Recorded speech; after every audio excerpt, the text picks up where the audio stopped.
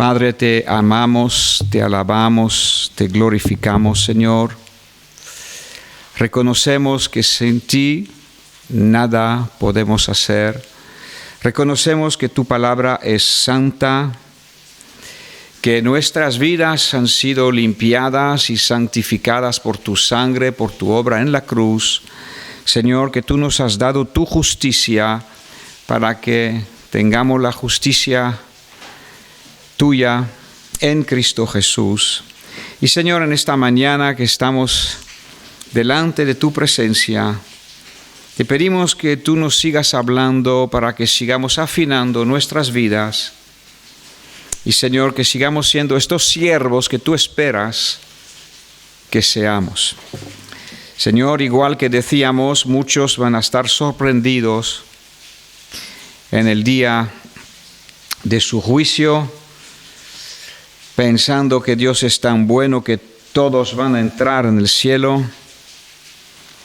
Y Señor, no han leído tu palabra. No seamos nosotros de estos.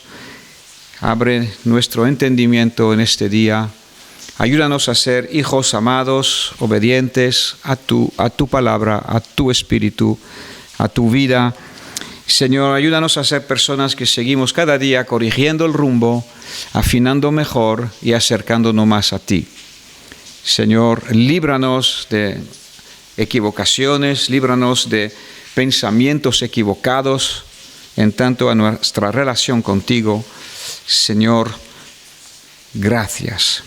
Te alabamos y te adoramos. Te pido tu ayuda en este momento, Señor, para que sea tu Espíritu iluminándome y hablando por mis labios. Señor, gracias. Tú eres Dios y tú eres quien hace el milagro de la predicación, Señor, que nosotros no lo podemos hacer. Y también aprovechamos juntos ahora de orar por el culto de esta tarde en Torremolinos, por todas las almas que estarán. Señor, te pedimos que sea palabra para tu gloria y para alumbrar el camino delante de los pies de todos los que estén ahí. En el nombre de Jesús. Amén. Gloria a Dios. Pues vamos a abrir nuestra Biblia a Lucas 17. Empezaremos desde el versículo 1. Siempre es bueno leer la palabra, aunque nuestro texto hoy no está en los primeros versículos, solamente un poquito más adelante. Pero leamos juntos y que el Señor añada su bendición. Siempre es bueno escuchar, leer y meditar lo que el Señor dice. Si tienes una Biblia con letra de las palabras de Jesús en rojo, pues lo que vamos a leer hasta el versículo 10 va a ser todo en rojo casi, excepto el versículo 5, va a estar todo en rojo. Así que es palabra de Dios. Jesús dice así a sus discípulos: imposible es que no vengan tropiezos, mas ay de aquel por quien vienen. Así que nos está lanzando la dinámica aquí y el propio Dios usa la palabra imposible. Vivimos en un mundo caído, vivimos en un mundo donde el pecado nos ha torcido y ha torcido a muchas personas, donde el Dios de este mundo es Satanás, y entonces es imposible que no vengan tropiezos. Los tropiezos pueden venir obviamente por los inconversos y a veces, desgraciadamente, pueden venir por cualquier ser humano que tenga libre albedrío. Entonces aquí Jesús dice: ay de aquel por quien vienen. Así que cada uno pues tenemos la responsabilidad de guardar nuestras vidas. Mejor le fuera que se le atase al cuello una piedra de molino y se le arrojase al mar, que hacer tropezar a uno de estos pequeñitos. Está hablando aquí de los niños y sabemos cuántas atrocidades ocurren en este mundo hacia los niños. Mira lo que dice Dios.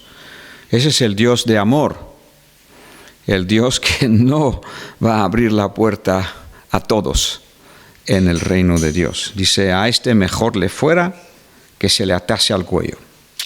Mirad por vosotros mismos. Otra vez, cada uno tenemos que mirar delante de nuestro caminar. Si tu hermano pecare contra ti, repréndele. Y si se arrepintiere, perdónale. Y si 7 veces al día pecare contra ti, y 7 veces al día volviere a ti, diciendo me arrepiento, perdónale. Tremendo listón, ¿no? Tremendo la manera de ver las cosas que nuestro Señor tiene. En Mateo 18, el mismo pasaje se desarrolla bastante más, da mucho más detalles, pero es el pasaje donde dice que si tu hermano pecare contra ti, no vaya a comentarlo con las demás personas. Simplemente repréndele a él, habla con él. Y muchas veces he dicho que la manera de reprenderle es empezar con una pregunta, porque a veces no hemos oído bien o no hemos sentido bien, y no se trata de juzgar a las personas, pero de entender lo que ha pasado y así. Muy bien, 7 veces al día. En otro lugar, Pedro dice, pero entonces ¿cuántas veces tengo que perdonar, no? Y el Señor dice, pues mira, hasta no te digo 7 veces, te digo 70 veces 7. Gloria a Dios. Esas palabras nos vuelven a marcar las pautas del reino de Dios. En nuestra vida, en nuestras culturas, en nuestro ser, en nuestras experiencias, seguro que lo haríamos de otra manera. Algunos pues dan golpe por golpe, otros, hay muchas maneras que los seres humanos reaccionan. Pero aquí tenemos lo que el Señor mismo nos está hablando. Y entonces los apóstoles que estaban escuchando esto tuvieron una respuesta y dijeron, aumentanos la fe. Es que hace falta fe para seguir perdonando. Y Jesús contesta, si tuvierais fe como un grano de mostaza, podríais decir a este sicomoro, desarraígate, y plántate en el mar, y os obedecería. Y ahora Jesús trae la conversación o la enseñanza, mejor dicho, sobre el concepto de ser siervos. ¿Quién de vosotros, teniendo un siervo que ara o apacienta ganado, o limpia la casa, o hace algún trabajo, al volver él del campo, luego le dice, pasa, siéntate a la mesa? ¿No le dice más bien, prepárame la cena, cíñete y sírveme hasta que haya comido y bebido? Y después de esto, come y bebe tú. ¿Acaso da gracias al siervo porque hizo lo que se le había mandado? Pienso que no. Todo letra en rojo, palabra del Señor Jesús. Así también vosotros, cuando hayáis hecho todo lo que os ha sido ordenado, decid, siervos inútiles somos, pues lo que debíamos hacer, hicimos. Más adelante hablaremos de este descriptivo inútiles. Hay que incluirlo dentro del resto de la revelación de Dios. Pero en primer momento me gustaría que nos centráramos en cómo Dios nos considera o nos quisiera considerar como siervos. Hoy en día muchos son consumidores de la gracia de Dios, pero Corintio dice no recibamos la gracia de Dios en vano. Es decir, pues simplemente para gozarnos está bien, simplemente para a lo mejor dar gracias está bien, pero hay que aplicarla, hay que vivirla, hay que servir a Dios y que la gracia de Dios alcance a otras personas. Aquí el Señor plantea la situación de una persona que ya está trabajando y que está pasando todo el día en el campo y que llega a casa y plantea y dice, ¿tú crees que cuando llega a casa después de todo el tiempo de trabajo el jefe le va a decir, ahora siéntate y come? Dice, no, ahora viene la mía extra. Ahora le dice, prepara la comida, sírveme, que yo coma, estoy hablando del jefe, y después come tú y bebe tú. ¿Acaso da gracias al siervo porque hizo lo que se le había mandado? Pienso que no. Entonces, los pensamientos y las situaciones que se reflejan aquí nos hablan de que a lo mejor tú y yo no hemos tenido el concepto de servicio a Dios exactamente como Dios lo ve, ¿no? El mismo Señor nos enseñó de hacer la mía extra con nuestros vecinos, con los que nos rodean. Y la mía extra pues cuesta extra, porque ya llevaste el bulto, ya diste algo, ya hiciste algo, y ahora con una sonrisa te pide más. Las personas que están alrededor nuestra. Entonces, en la otra enseñanza nos dice, pues haga la mía extra, ¿no? Y dale también lo que te pide, o hágale también, o llévale la carga a una segunda mía, o dale también tu chaqueta u otra cosa que él necesita. Y aquí pues vemos un poquito el mismo concepto, que después del día de trabajo uno piensa, pues mira, ya puedo yo pararme, ¿no? Pero quedaban cositas por hacer. Y quisiera despertar nuestros pensamientos en tanto a este siervo que está en relación con Dios, que está pendiente del Señor. Señor, ¿qué quieres que haga? ¿A dónde quieres que vaya? ¿Cómo quieres que te sirva?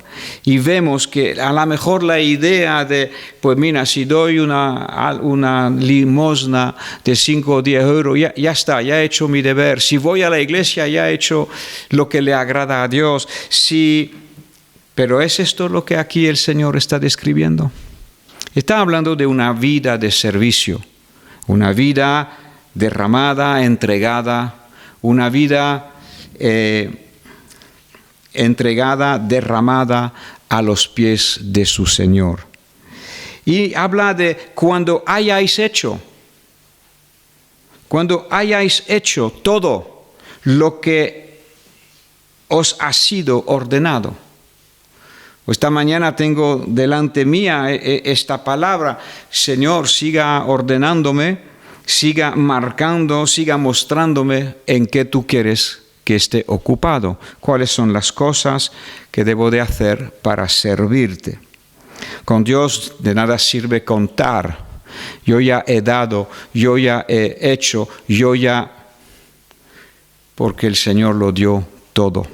Para los que estaban en Antequera, ahora mismo me acuerdo de una frase que Daniel nos decía, compartía durante la predicación en Antequera el sábado pasado. Si tenéis la oportunidad, están las grabaciones en internet, podéis visualizar los 2 cultos que predicó el sábado. Entonces, en uno de ellos dice, muchos dicen, hoy sí, cuesta servir al Señor. ¿Y cuánto cuesta servir al Señor? Algunos preguntan, ¿no? ¿Cuánto me va a costar? Y Daniel dice, no es cuánto te va a costar, es cuánto tienes, porque te va a costar todo. Y lo dice la palabra, ¿no? Dice, por ejemplo, en Lucas 14, dice, el que no renuncia a todo no puede ser mi discípulo. Lucas, si no me equivoco, ¿no? 14:33. A ver si... Así pues, cualquiera de vosotros que no renuncia a todo lo que posee, no puede ser mi discípulo. ¿Cuánto te va a costar? Pues todo. Entonces la pregunta es no cuánto te va a costar, es cuánto tienes. ¿Cuánto tienes? Y aquí estamos hablando un poquito de lo mismo en esta mañana. Algunos de nosotros hemos recibido 2 talentos, otros hemos recibido 3, otros hemos recibido 4, otros hemos recibido 5. Y el Señor espera a que cada cosa que nos ha dado y cada capacidad que nos vaya dando incluso en el camino, cosas que no podíamos hacer antes, ahora las somos capaces de hacerla, pues que toda nuestra vida sea de rendición y de servicio a sus pies.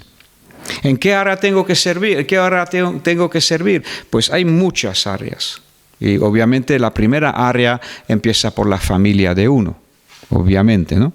Primero que la vida de uno sea de adoración a Dios, después hay que traer a Dios en la casa, hay que servir a los que Dios nos ha dado, siempre a los hijos, a los esposos.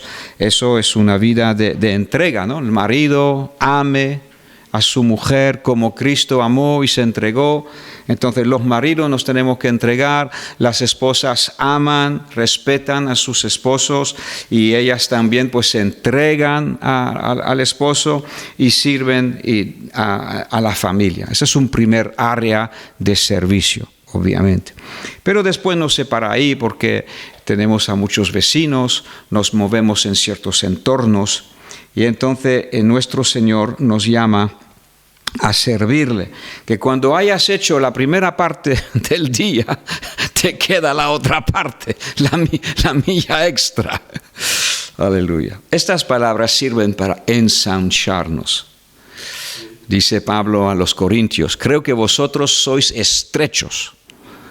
Y nosotros pues estamos anchos, nos hemos ensanchado, es decir que estamos dispuestos a darnos más y más a vosotros, a gastar no solamente, solamente lo que se nos dan, pero también lo nuestro, gastar nuestras vidas para vuestro adelanto en la fe.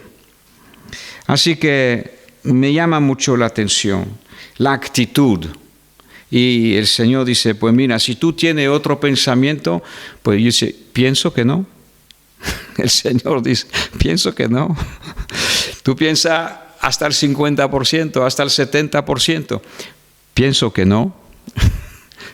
Me gusta el humor, ¿no? Porque sabemos que Dios no obliga, no retuerce el brazo a nadie. Simplemente que Él nos comparte su corazón, nos comparte cómo Él ve las cosas.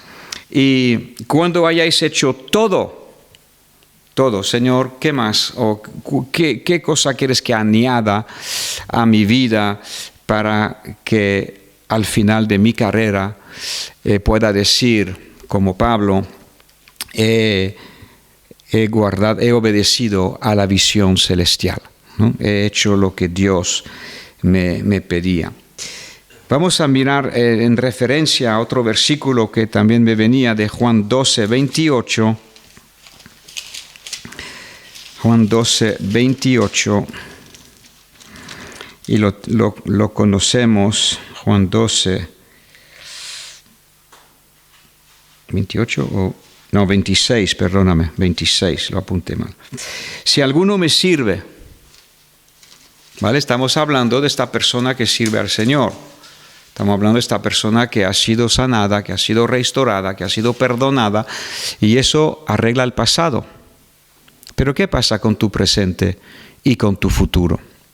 Sí, si peco hoy, pues también tengo abogado con el Señor, nuestro amado Señor Jesucristo. Si alguno me sirve, sígame. Y ahí tenemos la misma instrucción de que estamos pendientes del Señor. Hace unos meses atrás compartí, si no me equivoco, aquí también acerca de seguir al Señor. ¿Qué significa seguir? Pues seguir, tengo que tener los ojos puestos en Él todo el rato. Porque si tengo que seguir un coche que se va, tomé el ejemplo de ir a Antequera, a la finca nuestra, por ejemplo. Si sigo un coche que va ahí, como no tenga los ojos puestos continuamente sobre el coche rojo, azul, lo que sea, pues probablemente me voy a perder. Si me pongo a hablar con los amigos del coche, con los hermanos, y no guardo una atención bien específica sobre el Señor, puede que me pierda. Entonces, si alguno me sirve, alguno ha entendido que Dios nos está llamando al servicio, pues sígame. Y entonces el Señor nos hace una promesa. Mira, donde yo estuviere, ahí también estará mi servidor. Aunque nos dice que nosotros digamos, cuando hayáis hecho todo lo que os he ordenado, digan, siervos inútiles somos. Es la actitud que tenemos que tener delante de Dios, porque en tanto a Dios y a su corazón es de que su servidor esté con él. Y también la Biblia nos habla de todas las recompensas que el Señor dará a los que le sirven. Dice la Biblia, sus obras, lo que habéis hecho, lo que yo os he ordenado, o sus obras les siguen. Entonces está claro que inútil no a los ojos de Dios, pero para que no nos ensoberbezcamos, para que no nos enorgullecemos, para que no nos sube a nosotros la actitud y que sigamos humilde, pues pensamos que somos siervos y inútiles en el sentido que hemos hecho lo que teníamos que hacer. Pero claro, eso de hemos hecho lo que teníamos que hacer, nos tenemos que preguntar, ¿he hecho yo? ¿Estoy haciendo yo lo que tengo que hacer? Y esa pregunta no la podemos preguntar todo, ¿no? ¿He hecho yo? ¿Estoy haciendo yo? Para que pueda decir al final, solo hemos hecho lo que me fue ordenado. Así que aquí vemos que el Señor va a recompensar a sus servidores, lo sabemos, lo dice la Escritura, pero ese concepto de ser cristiano consumista de la presencia de Dios, consumista de la gracia de Dios, pues te digo que, no quiero hablar en contra de nada de esto, porque necesitamos la gracia de Dios. Y Pablo dijo, yo he hecho más que ellos, sino no yo, sino la gracia de Dios. Es un ejemplo de alguien que recibe la gracia de Dios no en vano. Yo he hecho más que ellos. Vale, tampoco aquí él pretende, eso está en 1 Corintios 15, no pretende compararse, pero lo está diciendo para hacer brillar que la gracia de Dios está. Así que sí, seamos consumistas, pero no en vano, no para nosotros mismos solamente. A eso es lo que quería decir por consumista. Nosotros primero para que podamos dar. Se nos da de gracia y ahora el versículo no se termina ahí. ¿Habéis recibisteis de gracia? Y dice el versículo, recibisteis de gracia, seguid recibiendo de gracia, seguid recibiendo de gracia, seguid. No dice esto, dice recibisteis de gracia, dad. Así que cada cristiano se tiene que plantear, si no lo ha entendido, si no ha tenido la revelación, si no lo está haciendo, se lo tiene que plantear, para que él también pueda decir, he hecho todo lo que se me ha ordenado. Si alguno me sirviere, mi Padre le honrará. Así que el siervo inútil es para la actitud nuestra. Dios no dice esto. Dios va a honrar los que le sirven. ¿Ok? Pero la actitud nuestra de humildad. Bien, pues vamos a Juan 15. Vamos a Juan 15. Y Juan 15 lo tenemos ahí, versículo 1. Yo soy la vid verdadera, y mi Padre es el labrador. Todo pámpano que en mí no lleva fruto, lo quitará. Ese es el peligro de no servir y de pensar que Dios existe simplemente para ayudarme a vivir y para bendecirme. Todo pámpano que en mí no lleva fruto, Él lo quitará. Y todo aquel que lleva fruto, lo limpiará. ¿Para qué? ¿Para qué? Para que lleve más fruto. Ahí tenemos otra vez repetido y subrayado, enfatizado la necesidad del fruto de nuestras vidas para Dios. Ya vosotros estáis limpios por la palabra que os he hablado.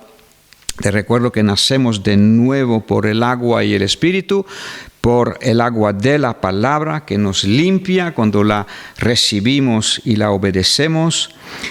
La palabra que os he hablado, permaneced en mí y yo en vosotros. Como el pámpano no puede llevar fruto por sí mismo, que esto es otra revelación que tú y yo necesitamos, no corras por ahí intentando llevar fruto tú mismo. Déjate morar y permanecer en la vid verdadera, busca de Él, pregúntale lo que Él quiere que hagas y entonces Él te llevará y te dirá todo lo que has de hacer. Como el pámpano no puede llevar fruto por sí mismo si no permaneciese en la vid, así tampoco vosotros si no permanecéis en mí. Yo soy la vid, vosotros los pámpanos. El que permanece en mí y yo en él, lleva mucho fruto. Otra vez, la tercera vez que lo dice. Porque separados de mí, nada podéis hacer. Y cuando encontramos de vez en cuando algún cristiano frustrado, pues a lo mejor es porque ha intentado hacer sus propias ideas o servir a Dios según sus propios conceptos. Pero el que permanece lo hará con la gracia de Dios, no por su capacidad propia, y será Dios que reciba la gloria. El que en mí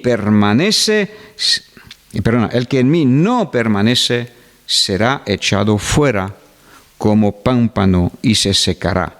Los recogen y los echan en el fuego y arden. Si permanecéis en mí y mis palabras permanecen en vosotros, pedid todo lo que queréis y os será hecho. En esto es glorificado mi Padre, en que llevéis mucho fruto y seáis así mis discípulos. Para ser discípulo hay que llevar fruto para Dios. El fruto más valioso,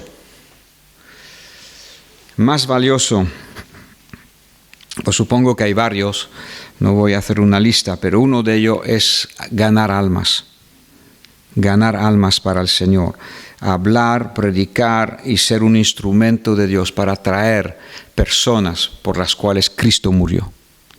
Entonces, no digo que es el único fruto, hay otros también, pero es uno de los principales.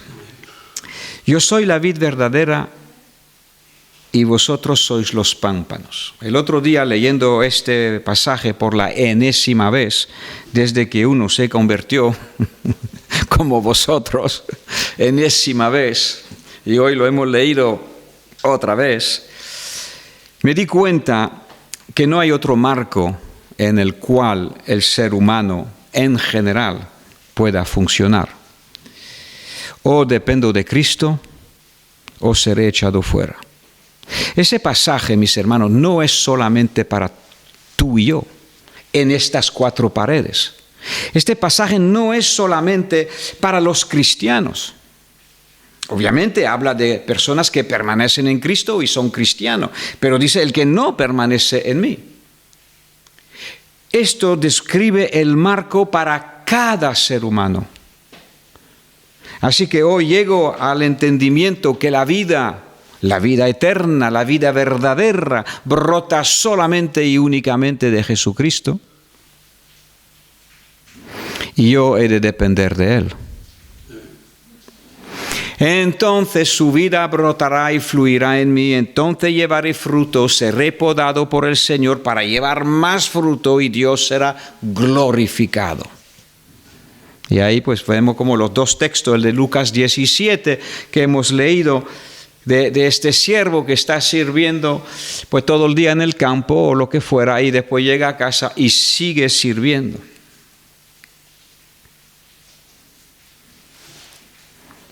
Gloria al Señor.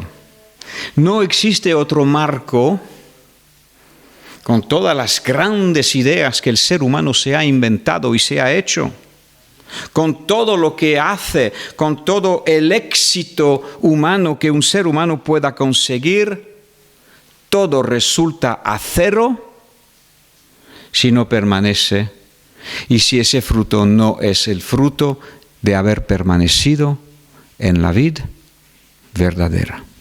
No hay otro marco que, pues yo me pongo en la política y eso es mi marco, eso es mi mover, esto me pongo para, pues si Dios no te pone, va a servir para nada. Si Dios te pone, oraremos por ti y que Dios te use en la política, en cualquier área, ¿no? Que yo me he metido en los negocios, que yo voy a ganar mucho dinero, eso es mi marco de vida. Soy un hombre hecho por mí mismo, creo en mí mismo, tengo unos sueños, voy a por mi sueño, voy a alcanzar mi sueño. ¿Cuántas personas se marcan ese marco y se desenvuelven en esta dinámica? Todo el que no permanece en mí se seca, se corta, lo recogen, lo echan en el fuego y arden. Qué fuerte, ¿no? Siempre he leído este pasaje pensando que era para nosotros los cristianos también, pero es para cada ser humano. Y también para el cristiano que no sirve, que no lleva fruto, que no se preocupa de ser agradable a Dios. Piensa que Dios lo quiere bendecir, es verdad. Piensa que Dios lo quiere enriquecer, ¿por qué no? Piensa que Dios le quiere levantar, le quiere hacer todo lo que necesita, pero no le ha amanecido todavía el concepto que no éramos nada, éramos tinieblas, hemos sido rescatados de las tinieblas por la sangre preciosa del Hijo de Dios, que hemos sido comprados por precio, no nos pertenecemos a nosotros mismos ya, pertenecemos a aquel que pagó el precio por nosotros. La palabra redención, búscala en el diccionario, quiere decir comprar. Nos compró desde el mercado de la esclavitud al pecado, éramos muertos en nuestros delitos, en nuestros pecados, y Él nos dio vida. Todo se lo debemos. Así que ese concepto, después de haber recibido el nuevo nacimiento, de sentarse en un banco y no producir para el reino de Dios, es una blasfemia, es una mentira, es un engaño, es un grave error. Lo he dicho otras veces, obviamente, cuando uno llega, necesita un tiempo para sanar su vida. Todos hemos venido del mundo, cada uno ha venido de una manera, no todos llegamos al mismo nivel. Algunos hemos sufrido tanto y hemos sido tan destrozados en el mundo que necesitamos ser sanados. Pero recuerdo la parábola de la higuera que no llevaba fruto después de 3 o 4 años. Hubo un tiempo donde era el momento, según el intercesor, de volver a excavar alrededor de la higuera, de volver a abonarla, de volver a cuidarla, y eso pues debemos hacer tú y yo con estos que están saliendo, que están sanándose, que están recuperándose. Pero ¿qué pasa después de 3 o 4 años en el Señor? ¿La tierra es mala? No. ¿El abono es malo? No. ¿No ha caído ninguna lluvia? No. Simplemente que el árbol no produce. Qué fuerte lo que dice el Señor, ¿eh? Estéril, qué fuerte. Dice, quítalo porque está ocupando lugar.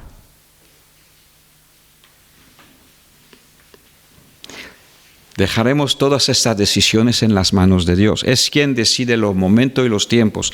Nosotros simplemente estamos observando cómo piensa el Señor y que obviamente Él nos llama a llevar ese fruto. Y repito, la vid verdadera, o estoy injertado y dejo fluir al Señor, por eso busco de Dios, por eso espero en el Señor. Y ahí renuevo mis fuerzas, renuevo la visión, renuevo el entendimiento. Y ayúdenos Dios, ayúdame Dios, ayúdenos Dios a ser sensible, a percibir en cada momento qué es lo que Él quiere que haga. porque cuando haya hecho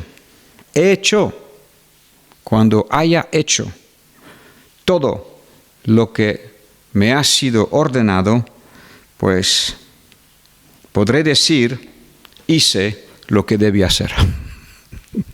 Pero no puedo decir, hice lo que debía hacer si no lo he hecho. Ayúdame, Señor, para cumplir contigo. Padre, gracias. Señor, te bendecimos por esta mañana. Te damos gracias por tu palabra.